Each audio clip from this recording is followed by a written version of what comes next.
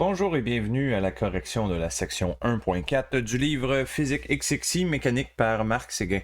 Je suis à la page 49. Allons-y tout de suite avec l'exercice 1.4.2.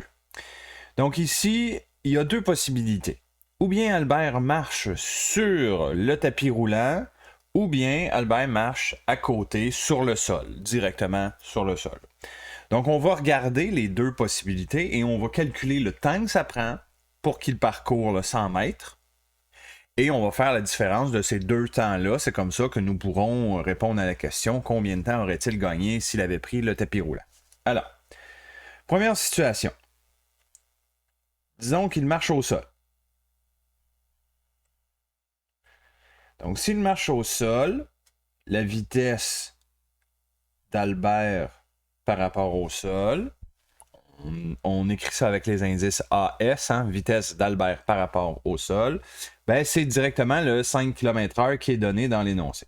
Mais 5 km/h, c'est équivalent à 1,389 mètres par seconde. Bon, comment j'ai fait? Ben, j'ai converti les unités, là, je ne vous donnerai pas le détail, je pense que vous êtes rendu habitué à ça. Là. Donc, on fait la conversion en mètres par seconde. On veut des mètres par seconde parce que la distance à parcourir, c'est 100 mètres. Donc, on veut avoir là, des unités qui concordent. Bon, très bien. Donc, ça, c'est la vitesse d'Albert par rapport au sol. S'il parcourt 100 mètres à cette vitesse-là, nous pouvons calculer le temps que ça va lui prendre. Donc, le delta T que ça va lui prendre, c'est son déplacement, ça c'est le 100 mètres, divisé par sa vitesse. OK? Donc, 100 mètres divisé par la vitesse de 1,389, ça va nous donner la réponse suivante, 72 secondes. Voilà. Première situation, c'est fait. Deuxième situation, là, il va marcher sur le tapis.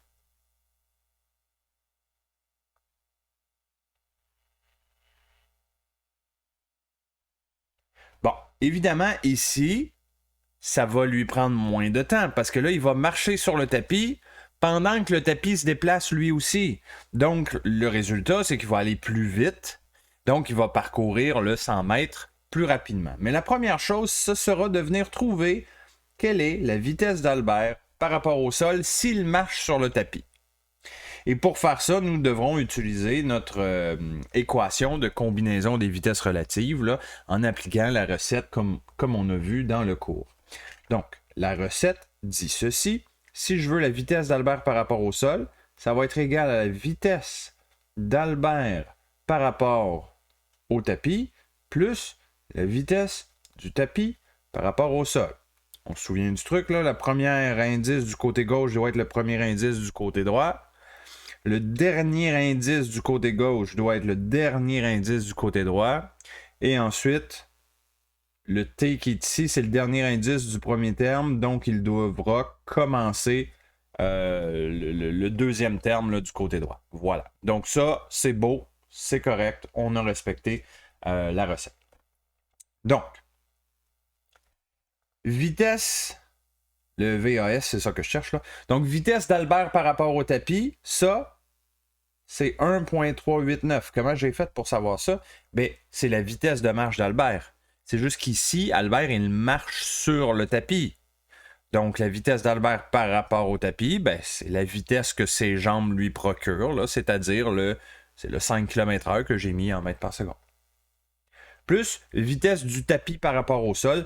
Dans l'énoncé, on dit que c'est 90 cm par seconde. On va le mettre en mètres par seconde pour que ce soit compatible. Donc, c'est 0,9 mètres par seconde. Donc, ce qui me donne que la vitesse d'Albert par rapport au sol, s'il marche sur le tapis, est de 2,289 mètres par seconde. Voilà. Et donc, maintenant, je peux trouver le temps que ça prend à Albert à parcourir le 100 mètres à cette vitesse-là. Effectivement, ça va donner un temps plus petit. 43,69 secondes. Et là, donc, le temps qu'il a gagné, c'est la différence des deux delta T que j'ai trouvés. Donc, c'est 72 moins 43,69. ça donne 28,3 secondes. Et voilà la réponse. Ce qui nous amène au 1.4.3 maintenant. Donc ici, on va commencer par se faire un petit dessin parce que ça peut être pratique là, de comprendre ce qui se passe. On a un phare.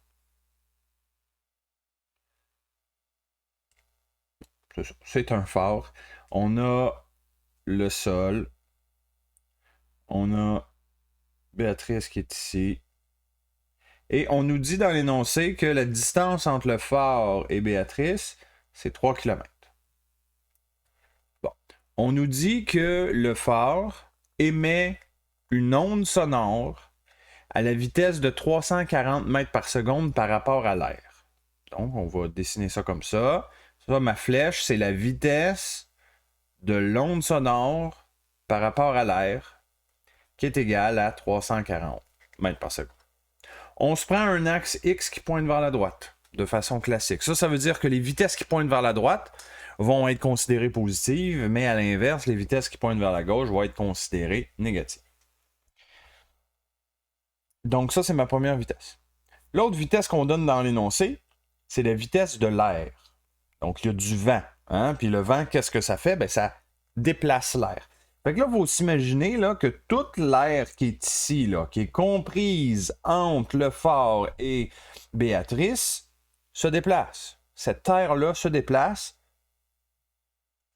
vers la gauche selon mon dessin, parce qu'on dit que le vent souffle de Béatrice vers le phare. Voilà, comme ça.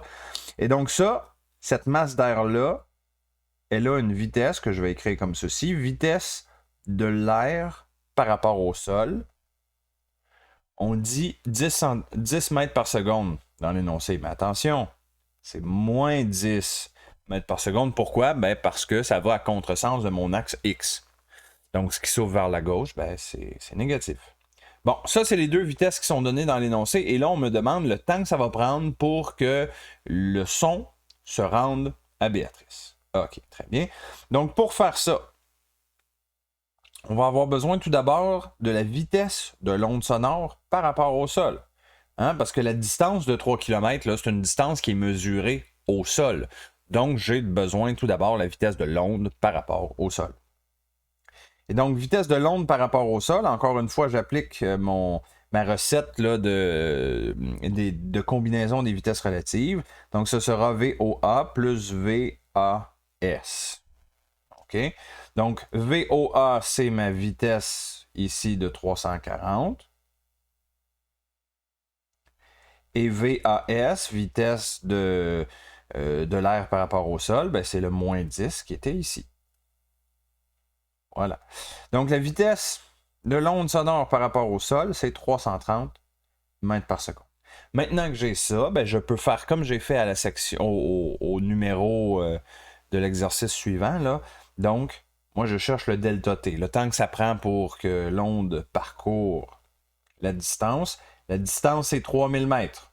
3 km, là, on la met en mètres parce qu'on veut que ce soit cohérent, les unités, avec ma vitesse en mètres par seconde. Ma vitesse en mètres par seconde, c'est 330. Voilà. Hein? Distance divisée par la vitesse, ça me donne le temps. Donc, le temps que ça prend pour que l'onde sonore parcourt les 3 km à cette vitesse-là, on fait le calcul dans la calculatrice, ça donne 9,09 secondes.